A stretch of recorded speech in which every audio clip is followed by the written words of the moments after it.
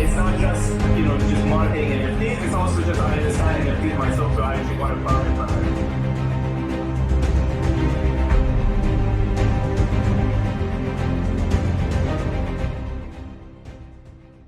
But that is interesting. You mentioned about like some of the projects, the VCs, they're putting a lot of money in, but I also feel like, I don't know, maybe please just correct me if I'm wrong, like, because I don't think it's just the money side too, but sometimes you also got to have some creative talent as well, right? Like something like there has to be some sort of like a wow factor to really get people's attention, right? 100%. So I think there's definitely different components, right, into a project being really good. So like art has to be world class. The story has to be world class. Like the narrative and the story is very important. Like one of the projects, like example for people who want to understand the narrative and like the value place, Goblin Town, for example. They came in and they just said, hey, like we as an NFT collection, the narrative was we don't want to have that Discord grind. We don't want to have that, roadmaps and all these complicated things. We don't want to have like any promises. Our art is also maybe not that amazing, but this is a project that we are, and we're standing by it.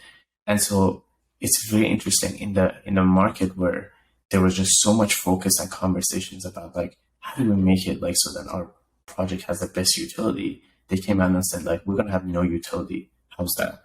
And then that just like shocked the market. And they said, hey, like we're going to do it for free. No utility. Let's go. And that obviously shocked the market. So it's an anomaly, right? Not everyone can not do the same thing and make it work. But I think the concept of, and obviously the concept of like saying, like actually telling people, saying, hey, like we're going to have no utility. It's its own narrative, right? So the narrative is very important. The story is very important.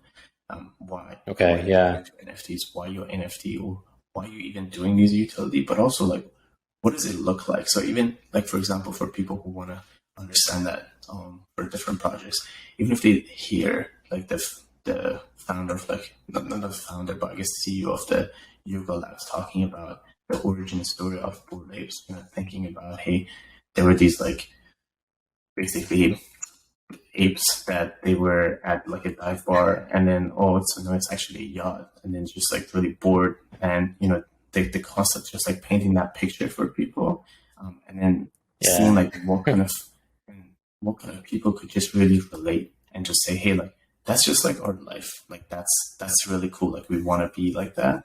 I think that's a really big very crucial factor in projects just doing well, just the story and like people being able to relate.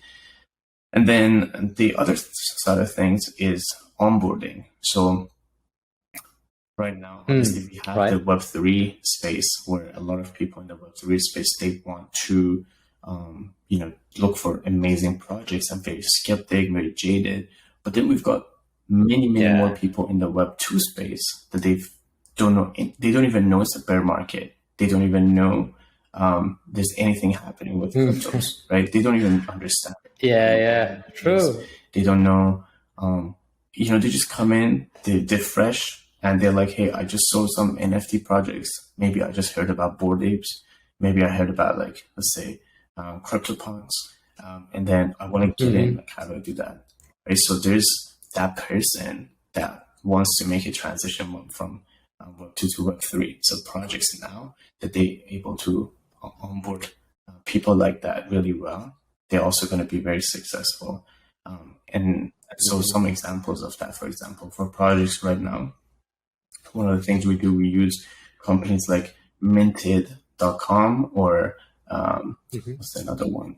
Or MoonPay. Those are the two companies where they let people from the Web2 space, they actually buy NFTs with credit cards, right? So that's like a big, that's a really big jump from like not being able to onboard people to just like make it actually easy to buy, to just buy NFTs.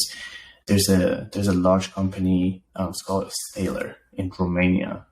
I consulted their founder, and what they've done is they've raised about like $8 million, and what they provide is like beauty services for females. And what we know, for example, in the NFT space, again talking about onboarding, 8 out of 10 NFT holders are males. So you would think if you want to do NFT projects, you really got to target males because that's the majority of people. But what they've done is they actually went after females specifically. So their product is beauty services for females. And they were doing that at the Web2 space. And they have lots of providers all around Romania. But then they realized, they're like, okay, what if we created an 8,000 collection, for example? And I don't know how they've done, by the way. This is just like a recent thing they've done. But just an example, it's just like a very interesting concept for a company to get in. So they had like 8,000 collection size. Obviously, just all females. I'm going to take it. And then what that does is like people, like these females, they go do their hair, do their nails anyways, in the Web2 space. Like that's just something they do. Yeah. And then the company, once they've basically bought any of their services, they tell them, hey, if you want to get some additional discounts, this VIP thing you can be part of, which is actually the NFT. And not only you get discounts, but also you get to actually come to some of our events. And then also this will be an investment. Right. So all this money that you're investing, well, I guess is spending on let's say nails, hair, different things. Right. Later on, it could be an asset for you. And so it's really interesting because now they can actually onboard Web2 people, don't know anything about NFTs, to get into NFTs just because there's really good reasons to. And so that's the concept of onboarding. Like companies or projects that they understand onboarding, they're going to be very successful now because we have way more people in the Web2 and they're not jaded. They're not skeptical. Yeah. And so there's the art, there's the story, the narrative, the onboarding, and what was previously true also is just building communities. So those are some of the important things. Oh, and of course the utility as well. So those are some of the important factors for projects to do well. That's really cool. Like how you summarize. I think those are really good points for the next projects that can actually beat the Board Yacht Club. And I was thinking what was really important, what you said is like the mindset. If you have that mindset that hey, we can't beat Bored Apes, then it's not going to happen. So like you gotta like really expand your mind and also so stretch yourself to be like, hey, you know what, like we can do something about it, and it's not a zero-sum game. So, and I also love the fact that you brought up that project with targeting women. Basically the NFT they're getting, it is sort of like a membership club, but it's like membership club on steroids, really. So I think maybe. Oh, who knows? Because I know you know very well there's some companies or some corporates, they are coming up with the NFT collection, but I don't see many companies, or maybe few companies, they have a NFT strategy. So is that something that you see, or do you see? Yeah, I have had several companies come to me, actually public companies too, that they want to roll out NFTs. Okay. And I actually to be honest, I actually think if they do it right, they're gonna do better than the Web3 people wanting to launch a project. Reason for that is in the space that we're in the sentiment of the market is like, okay, who has the best utility? Obviously, these companies have the best utilities. They've been selling these for years. Selling whatever benefits they're providing to people for years without even having anything to do with NFTs. So now if they actually roll out NFTs as part of delivering on these utilities, now it's very different to what we've done previously, which was, we had the art, we had developers and everyone, and then we would say, okay, we have all this project, we have all this community, now we have to come up with some utilities, right? And then we're trying to force some, like for example, a staking DAO, some play to earn game into a project, just so we have a utility, and so people don't basically roast us on Twitter Spaces and just say you have nothing, right? So it's very different where you go in that mindset of just like trying to build a utility versus like you already had a utility and you've been selling it. So this is a product that people have been buying, and then now you're like, hey, I want to just put an NFT next to it. Yeah, when you talked about like public companies, this idea came to my mind about, say, like event companies. Like, say for example, I come up with like an event in October, all right, or November or something, and it's going to be some sort of like a crypto event. And actually, you know what? If you want to attend this event, you got to buy this NFT, and there's these different levels of NFTs. I mean, I don't know. I could see that thing. I could see something like that could happen. So I don't know. Suddenly I'm like, hey, wait, I got this business idea. Let me throw it to you and see. Does it make sense, or is it like the dumbest idea? No, I think it's actually a really cool idea. And so when Gary Vee did his event, obviously you had to be I believe VeeFriends holder. I have a VeeFriend myself. To be able to actually attend his event, and so they would basically airdrop. Oh, the one in Minneapolis. Yeah, and they would airdrop the tickets to you. Oh, okay. So, but the cool thing about that is like those tickets prices actually went up. So you would think the NFT tickets price would just stay as is, or like it would actually go down once the event is over. But it actually went up. So now the ticket that you bought became an asset. And so that's something that's just very new in this, right? So then made people think, they're like, okay. So then what if we just actually do this and just create our events and just like create NFTs around it? Because then what if this could actually become its own like source of revenue, just become an asset? It could be a benefit to the attendees of the events.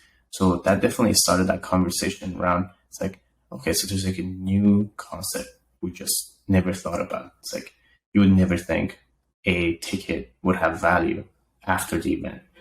You would think the ticket. Look, sorry, I have to go, but sorry, I just want to take one step back, because that's fascinating. You said that like the value of that ticket, even the event is over, has gone up.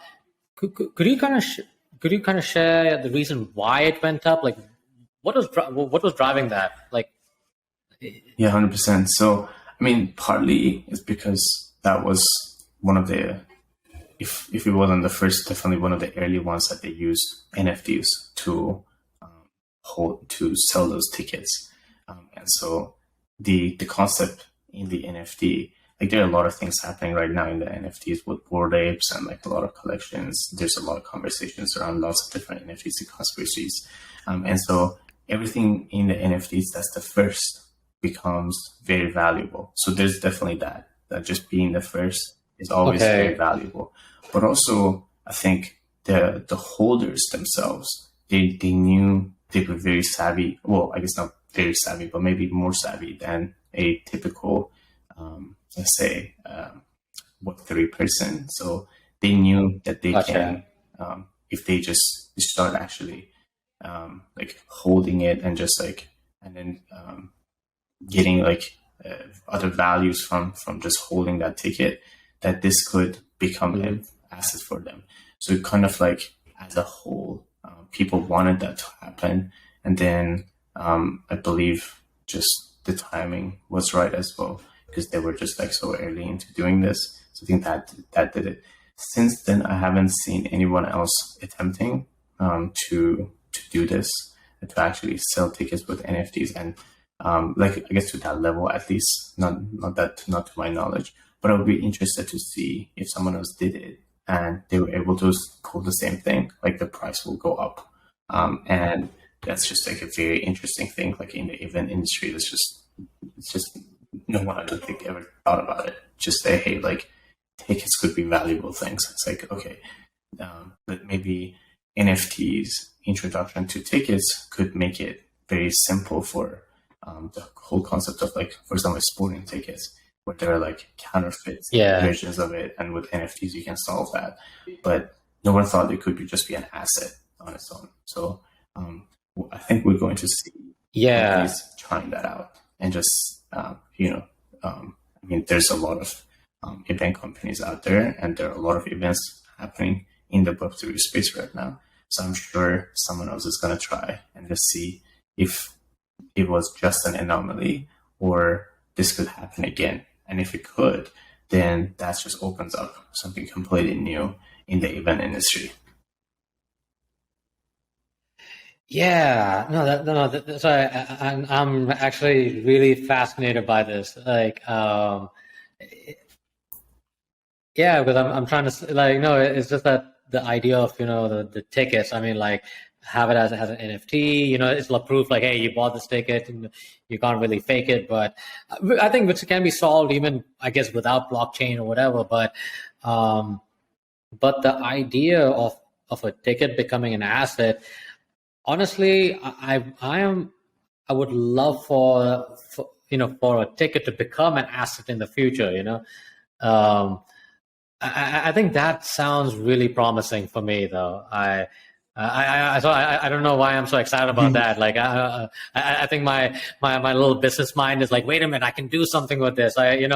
Because the thing is, I haven't seen this happen here in Dubai yet, but who knows? There might be somebody from Canada coming to Dubai, and you know what? I think I can make this thing That's happen. a very interesting concept you're saying that, because I've thought about this a lot, where I have seen, this is very interesting. It's only, I think, I don't know how many people think about this concept, but there's been a lot of times where people, like, let's say a company, for example, let's just take like a company like Fiverr, for example. It's in Israel. It's headquartered in Israel. And I would say a lot of like countries like, US, Canada, even like European countries, they're very familiar with it, right? But then all of a sudden, if you take that concept of Fiverr and then you take it to some third world country that no one knows much about the concept of Fiverr, right? Then you actually have like, you may have as much power as the concept of Fiverr in these in the countries that it's been launched to. Meaning, even though it's not a new idea, but because the location that you're launching it to is not used to it, they don't know it. Now you just took a concept that was working somewhere, you took it somewhere else that doesn't know about it, and then now you become successful again. So I've actually seen that in a third world country, where a company that's just very similar to Fiverr, like it came after Fiverr, and there are a lot of similarities with it. But then now they're doing well because like they knew they would do well. They're like, look, like obviously they've done so well with all these countries, but like, what if we actually made it like in a different language, in a different modify it to just fit the demographic of their own country. So the concept of like taking something from like one country and then take it to another country even, and make that work, that's something I've just been really fascinated about, because I think people don't get to travel as much to even see these things. People just get stuck in their own ways, and just like I travel so many like times a year where like I get to see things in like different mindset.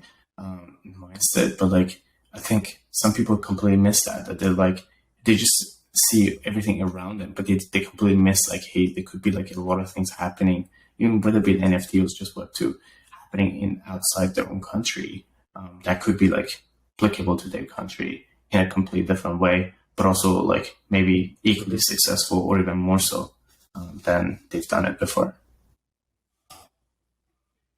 No, but I like what you said. I'm just like just trying to see like, it's a good thing that you're coming to Dubai, and there's a lot of things happening over here. So so far this idea of using NFTs as a ticket. See, things that when you gave the example of Gary V, right? The event in Minneapolis. Look, I didn't even know that to enter the event you got to buy his NFTs as a ticket.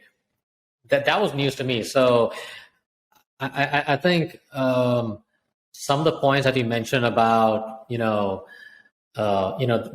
next the Bored Ape, the Bored Ape killer, or whatever you want to call it, but and also the idea of using NFTs as a ticket. I think I do see some promise, and I do see a lot of new people will be open to that idea. They want to. I think it's also much more easier to digest, really, than compared to your typical crypto protocols and stuff. And already it's just much more easier to buy NFTs using your Web2, like your credit cards, your MasterCard, Visa, or some other payment system. I think we could see a much better adoption. I guess after the bear market. I mean, that's kind of like my economic points of view. Like, is there anything? Do you have any points of view you want to share? Yeah, on this? honestly, if anything, like a lot of people is just like very sad about his king card. Yeah, so a lot of people like getting sad about saying like, oh, like NFTs gone down and everything, but like people don't realize like maybe even 2017. Sorry, actually 2000. When was this? 2000, and I believe it was 2017 for crypto was like really bad. Like all of a sudden, and then there's then like look what happened like 2021. And then, like maybe at like November, I think it reached like, for example, Bitcoin reaches like almost 60K. So the people just don't maybe sometimes have like enough knowledge of like history of like how things go down and go back up. And so there's that. And there's also like, if anything, this just made the market a lot better. And so a lot of projects right now, if they don't die, and if they get these investors, VCs, there are a lot of family offices that they're looking to invest in cryptos and NFTs. So if they get money from them, or they just come up with innovative ways, generate revenue outside their own NFT collections or selling out their NFT collections, and they stay and just build. This is like just probably most exciting time for NFTs, if anything.